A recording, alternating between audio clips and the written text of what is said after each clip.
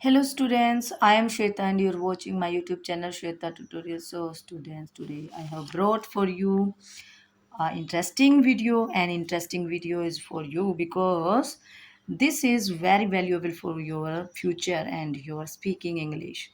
So इसीलिए मैं आज आपके लिए इतना छोटा सा और अच्छा सा वीडियो मैं आपके लिए लेके आई क्योंकि ये आपके लिए बहुत ज़्यादा इंटरेस्टिंग और आपके लिए बहुत ज़्यादा वैल्यूएबल है। So let's we do and without waste our time we learn how can we use simple present and how can we sense these sentences if they are in active voice and passive voice. Yes, so let's we start. Indefinite simple present या फिर उसको क्या बोल सकते हैं indefinite simple present बोल सकते हैं या उसको इंडेफिनिट प्रेजेंट टेंस भी बोल सकते हैं। अगर आपको कोई simple present simple past simple future की बात करता है तो समझ लो वो इंडेफिनिट प्रेजेंट पास्ट इंडेफिनिट या फिर फ्यूचर इंडेफिनिट की भी बात एक ही बात होती है। इन दोनों का एक ही नेम होता है। कई बार बच्चे सिंपल और इंडेफिनिट में डिफरेंस नहीं उनको पता चल पाता है और वो कंफ्यूज हो जाते हैं। सो यहाँ पे मैं आपको बता दूँ कि इंडेफिनिट को ही सिंपल कहा जाता है। यहाँ पे इंडेफिनिट की बात करते हैं तो वो सिंपल की बात करते हैं, चाहे वो फिर पास्ट हो प्रेजेंट और फ्यूचर हो। ठीक है, अब इसमें देखें जो इसकी रूल्स में आता है, एक सब्जेक्ट होता है, सब्जेक्ट के साथ में वर्ब की फर्स्ट फॉर्म होती है और अगर उसमें according to situation according to subject वो क्या चेंज हो जाते हैं, एस या ई एस लगता है वर्ब की फर्स्ट फॉर्म के साथ में और साथ में ऑब्जेक्ट होता है। अगर डू और डज होता है वो किस लिए होता है, क्योंकि वहाँ पे अगर नेगेटिव और इंटरोगेटिव बनाना हो तो डू डज के साथ में नोट लगा के नेगेटिव बना दिया जाता है और अगर इंटरोगेटिव बनाना है तो सब्जेक्ट से पहले उसको ले आते हैं तो वो इंटरोगेटिव बन जाता है। डू डज को अगर सब्जेक्ट से आगे रख देते हैं और पीछे क्वेश्चन मार्क लग जाता है तो वो समझो इंटरोगेटिव क्वेश्चन आपको पुट कर दिया है। आगे देखें, आई हेल्प मीन्स होता क्या है, यहाँ पे एक सेंस समझने की ज़रूरत है क्योंकि कई बार बच्चों को ये चीज़ें क्लियर नहीं हो पाती है और वो किसी भी रीडिंग में कहीं भी और उनका क्लियर नहीं हो पाता है ये जो कंसेप्ट है। तो इसीलिए मैंने सोचा ये आपके साथ शेयर किया जाए। I help, we help and he helps, इसकी मीनिंग तो मेरे ख्याल में ज़्यादातर मोस्टली बच्चों को पता होता है कि आई हेल्प मीन्स मैं सहायता करता हूँ, वी हेल्प मीन्स हम सहायता करते हैं, ही हेल्प्स मीन्स वह सहायता करते हैं या शी हेल्प्स करते हैं। ठीक है, ये सभी आपको जितना आप it's depends on upon only you because if you give dedication to your work, है ना, जितना भी आप डेडिकेशन आपके वर्क को देते हो वो आपके ऊपर डिपेंड करता है कि आप कितना हार्ड वर्क करते हो, कितनी प्रैक्टिस करते हो। सेंटेंसेस के सेंटेंसेस बहुत होते हैं, हर टेंस में बहुत सारे सेंटेंसेस आप बना सकते हो और उनकी प्रैक्टिस कर सकते हैं। तो मैंने आपको सिर्फ आपको समझाने के लिए एक सेंस का जो चेंज आता है वो समझाने के लिए मैं सिर्फ ये टॉपिक लेके आई हूँ और इससे आपकी स्पीकिंग में बहुत ज़्यादा फ़ायदा होगा। ठीक है, तो और स्पीकिंग में नहीं, रीडिंग में और आपकी लिसनिंग पावर जो है वो भी स्ट्रॉन्ग बनेगी और रीडिंग तो बनेगा क्योंकि आपको जब कोई रीडिंग करते हैं तो वो हमारी स्पीकिंग में हेल्प करता है और वो रीडिंग आपकी जब भी अच्छी होगी जब आपको उसका कोई सेंस हो, आपको उसकी समझ बनेगी। अगर आप कोई लेसन रीड कर रहे हैं, स्टोरी रीड कर रहे हैं, अगर आपको उसकी सेंस नहीं निकल पा रही है तो आपको उस रीडिंग में आपको इंटरेस्ट नहीं बन पाता है और वो इंटरेस्ट तभी बनेगा जब आप उसकी सेंस अच्छे से समझ पाएंगे, निकाल सकेंगे। ठीक है, देखें कि जहाँ पे आई हेल्प मीन्स मैं सहायता करता हूँ, वह हम सहायता करते हैं, वह सहायता करता है। मीन्स ये काम हम करते हैं, हम खुद से करते हैं, हम किसी दूसरे की सहायता कर सकते हैं इसमें। ठीक है ना, I help my friend, I help my elder brother, I help my younger brother, I help my cousin, my neighbour, जो भी आप लगा सकते हो यहाँ पे। ठीक है, और इसी के साथ इसको हम बोलेंगे एक्टिव सेंटेंसेस ये हैं क्योंकि ये एक्टिव सेंटेंसेस में माने जाते हैं। ठीक है, जितने भी ये होते हैं ना इनको हम जितने भी टेंसेस में आप सिंपल जो टेंसेस बोले जाएंगे सेंटेंसेस आते हैं उनके अंदर वो सभी एक्टिव में हम काउंट करते हैं उनको। और जब हम इसी इसी सेंटेंस के साथ में थोड़ा सा चेंज कर देते हैं, जैसे कि I am helped, I am helped मतलब एम जो लग गया और उसके साथ में क्या लगा, थर्ड फॉर्म लगी। अब आपने देखा होगा कि एम जो लगता है वो हमेशा कॉन्टिन्यूस टेंस में यूज़ होता है ज़्यादातर मोस्टली, है ना। तो मतलब बच्चों को ये रट जाता है कि कॉन्टिन्यूस टेंस है और आई एम लगा है तो first form I N G लगेगा, और मैं ये कर रहा हूँ, मैं वो कर रहा हूँ, एक्शन मतलब चल रहा है, कंटिन्यू हो रहा है, ये चीज़ होता है बस, है ना।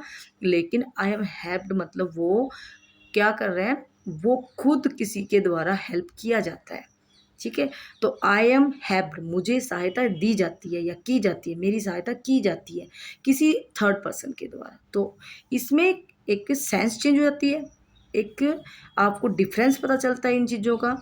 और अगर आप रीडिंग करते हैं स्टोरीज वगैरह तो आपको उसकी सेंस समझ आती है कि इसमें इसका ये मीन्स निकलता है, और इसमें ये चेंज हो गया, ये पैसिव वॉइस में चेंज हो गया, ये पैसिव वॉइस चेंज हो गया, ठीक है।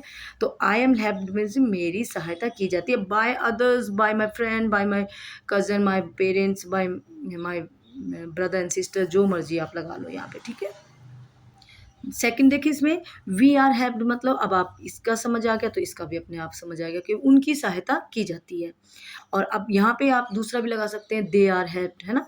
और आप किसी का नेम लिखकर भी उनको वी में काउंट कर सकते हैं, दे में काउंट कर सकते हैं। तो ये सब आपके ऊपर डिपेंड करता है आप कितनी प्रैक्टिस करते हैं, ठीक है। तो मेरा काम था आपको समझाने का, आपको ये समझ आ चुका होगा कि इसकी सेंस चेंज हो जाती है यहाँ पे, और ये ही इज़ हेल्प्ड हो जाएगा, क्योंकि ही के साथ में इज़ आना होता है और उसके साथ में थर्ड फॉर्म लगी है, तो इसमें सेंस चेंज हो जाती है। ही इज़ हेल्पिंग मतलब वह सहायता कर रहा है, वो तो कंटिन्यूस टेंस हो जाता है। लेकिन यहाँ पे अगर ही इज़ हेल्प्ड होता है तो यहाँ पे समझ जाओ कि उसकी सहायता की जाती है किसी थर्ड पर्सन के द्वारा, किसी सेकंड पर्सन के द्वारा, ठीक है। तो ये चीज़ आपको यहाँ पे समझ आनी चाहिए, और इसका ये रीडिंग में स्पीकिंग में बहुत ज़्यादा मैटर करते हैं। आपकी सेंस जो है वो किसी भी रीडिंग में निकलना बहुत बहुत ज़रूरी है। आपको ये बहुत काम की चीज़ें थी, इसलिए मैंने आपके साथ ये शेयर किया है वीडियो। नंबर इसका देखें, अगर हम इसके सिंपल में बना सकते हैं तो सेम टू सेम हम इसके नेगेटिव और इंटरोगेटिव में भी बना सकते हैं। जैसे कि एक एग्जांपल मैं लेके आई हूँ, एक एक एग्जांपल इन दोनों के। Our teacher doesn't scold us, हमारे टीचर हमें डराते नहीं है, स्कोल्ड मीन्स डराना, तो हमारे टीचर हमें डराते नहीं है, ये एक सिंपल प्रेजेंट टेंस का वो बनता है, सेंटेंस बनता है, और ये नेगेटिव में है। लेकिन अगर हम इसको भी एक्टिव में बोलेंगे, ये भी एक्टिव है, यहाँ पे एक्टिव सेंटेंस है, और इसको हम पैसिव में चेंज करके देखते हैं तो ये क्या बनता है, we are not scolded by our teacher.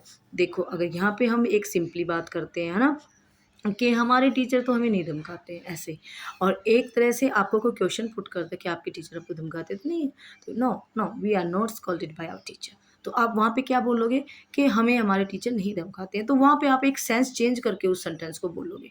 तो ये स्पीकिंग में भी आपको काम आएंगे, ठीक है। एक राइटिंग में तो काम आते ही आते हैं, लेकिन एक स्पीकिंग में आपको बहुत ज़्यादा हेल्पफुल होता है ये, ठीक है, अगर आपको ये समझ आ जाता है तो। नेक्स्ट देखिए, मैनी पीपल, ये डू का आ गया ना, ये डज का था, ये डू का आ गया। Many people do not use dustbins.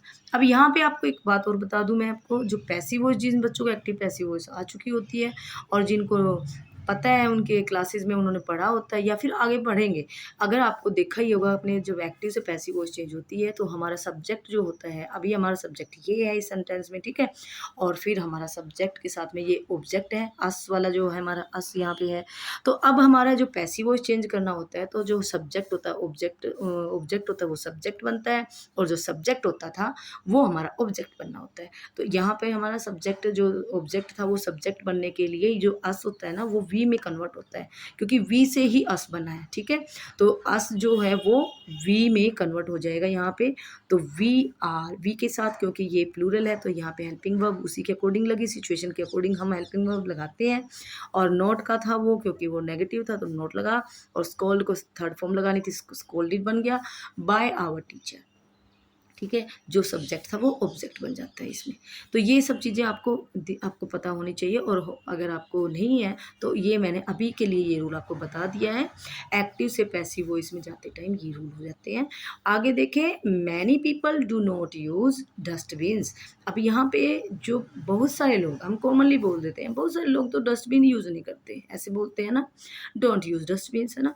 लेकिन अगर हम उसको उसी को, ये भी एक्टिव है ना यहाँ पे। अब ये देखो, अब आपको ये पता होना चाहिए कि ये सिंपल जो टेंसेस के जो सिंपल सेंटेंसेस होते हैं वो एक्टिव में ही माने जाते हैं, ठीक है। हम उनको इंक्लूड करते हैं एक्टिव वॉइस में, और उसके जब हम उसको किसी के साथ बात करते हुए नॉर्मली बात करते हैं तो हम ये इस तरीके से बोल जाते हैं ना, many people don't use dustbin. और दूसरा तरीके से हम इस अगर हमें कोई पूछे कि पार्क्स वगैरह में बहुत सारे डस्टबिन होते हैं, लेकिन फिर भी देखो कितना सारा कूड़ा बिखरा होता है या थ्रो कर देते हैं इधर उधर, है ना।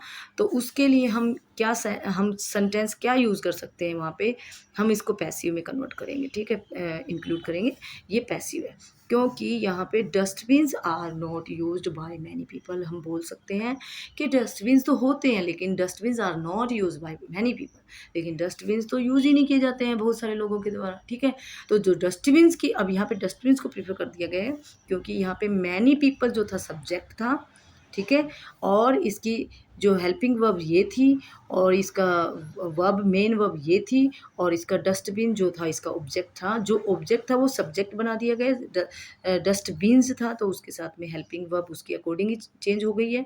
तो डस्टबिन्स के साथ में हेल्पिंग वर्ब आर लगेगी क्योंकि ये ज़्यादा है तो यहाँ पे भी आर लगना है। ज़्यादा के साथ में आर का प्लूरल के साथ प्लूरल का हिसाब से यूज़ किया जाता है। नोट था यूज़ हो गया, यूज़ का यूज्ड हो गया, बाय लगाकर उसको पैसिव वॉइस में चेंज करना था इसलिए, और मैनी पीपल उसका सब्जेक्ट था वो ऑब्जेक्ट यहाँ पे लास्ट में लगा दिया, उसको सब्जेक्ट से ऑब्जेक्ट बना दिया।